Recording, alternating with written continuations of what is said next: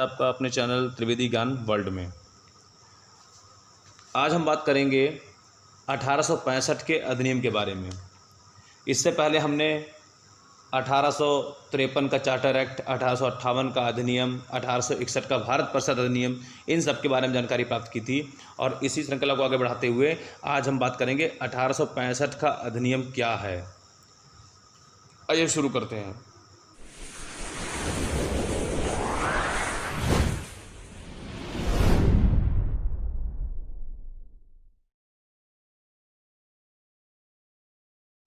इस अधिनियम के द्वारा गवर्नर जनरल के विधायी अधिकार में वृद्धि की गई। जो कानूनी अधिकार गवर्नर जनरल के थे उनको बढ़ा दिया गया।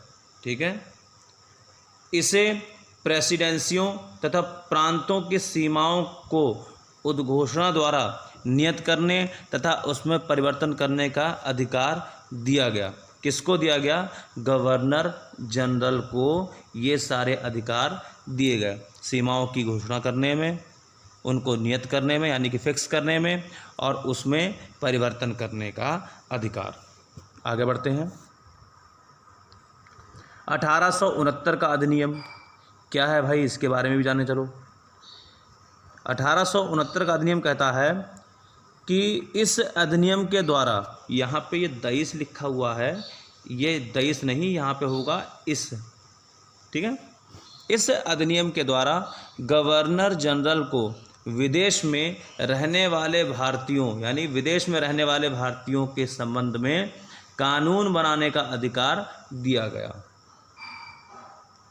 1876 का शाही उपाधि अधिनियम क्या कहता है, इसके बारे में भी जान लेते हैं। चलिए। 28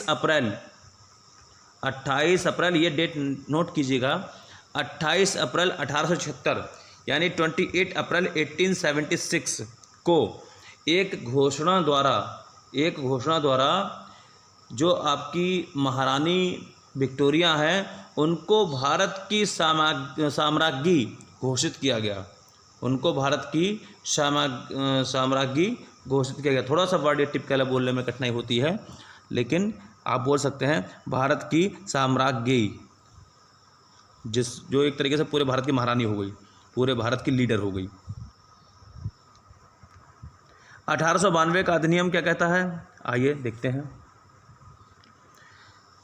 इस अधिनियम के द्वारा सर्वप्रथम अप्रत्यक्ष रूप से केंद्रीय तथा प्रांतीय विधान परिषदों में निर्वाचन की व्यवस्था की गई।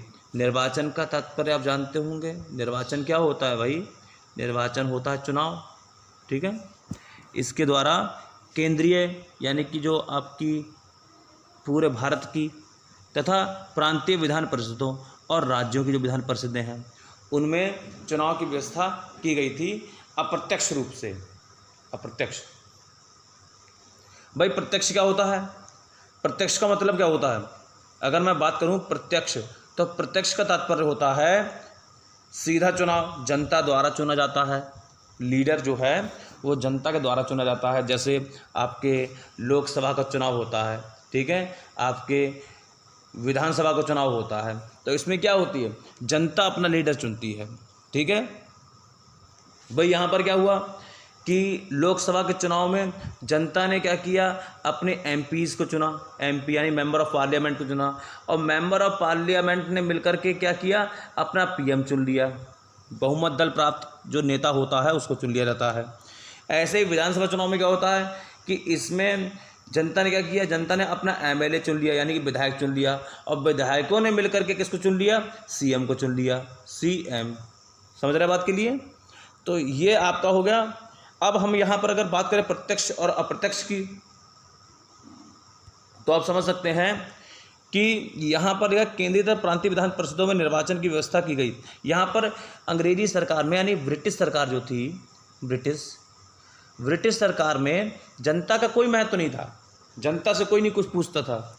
अपने जो उनके निर्णायक प्रतिनिधि होते थे वही आपस में मिलकर के अपने प्रमुख को चुन लिया करते थे, और इसी व्यवस्था को हम अप्रत्यक्ष निर्वाचन कहेंगे।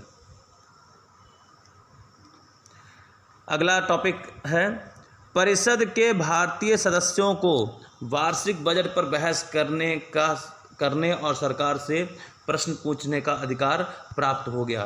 परिषद के भारतीय सदस्यों को वार्षिक बजट पर बहस करने, सरकार से प्रश्न पूछने का अधिकार प्राप्त हो गया। इससे पहले भारतीयों को कोई अधिकार नहीं था कि ब्रिटिश सरकार क्या कर रही है उससे पूछना चाहिए कि नहीं पूछना चाहिए। लेकिन 1892 के अधिनियम के माध्यम से भारतीयों को यह अधिकार प्राप्त हो गया कि वो बजट पर भी चर्चा कर सकते हैं और सरकार से पूछ भी सकते हैं। आगे बढ़ते हैं। केंद्रीय विधान परिषद में न्यूनतम 10 और अधिकतम सदस्य संख्या 16 निर्धारित की गई। ठीक है, न्यूनतम 10 और अधिकतम 16 निर्धारित की गई केंद्रीय विधान परिषद में। इस बात को आप याद रखना। इसी के साथ आज का वीडियो हम यहीं पर समाप्त करते हैं और कल वाले वीडियो में हम 1900 यहाँ पर हम लिख देते हैं। कल वाला वीडियो में हम लोग 1909 के मार्ले मिंटो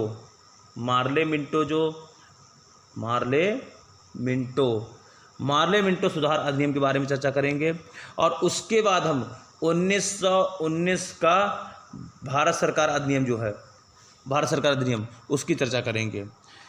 आपको अगर हमारा वीडियो अच्छा लगा हो तो वीडियो को लाइक कीजिएगा, वीडियो को सब्सक्राइब कीजिएगा और हाँ, बेल आइकन जरूर दबा देना, जिससे कि हमारे आने वाले वीडियो के आपको नोटिफिकेशंस मिलते रहें। और आप लोग एक बात ध्यान रखिए कि हम आपके लिए मेहनत करते हैं, डेटा इकट्ठा करते हैं, आपके वीडियो बनाते हैं, अपना हम टाइम खर्च करते हैं। तो आपका एक छोटा सा कर्तव्य बनता है कि हमारे वीडियो को लाइक कीजिए, सब्सक्राइब कीजिए, ज़्यादा से ज़्यादा लोगों तक शेयर कीजिए, जिससे कि यह जानकारी अधिक से अधिक लोगों तक पहुँच सके और उनके एग्ज़ाम्स में ये उनकी हेल्पफुल हो सके। ठीक है, आज के लिए इतना ही। तब तक के लिए धन्यवाद।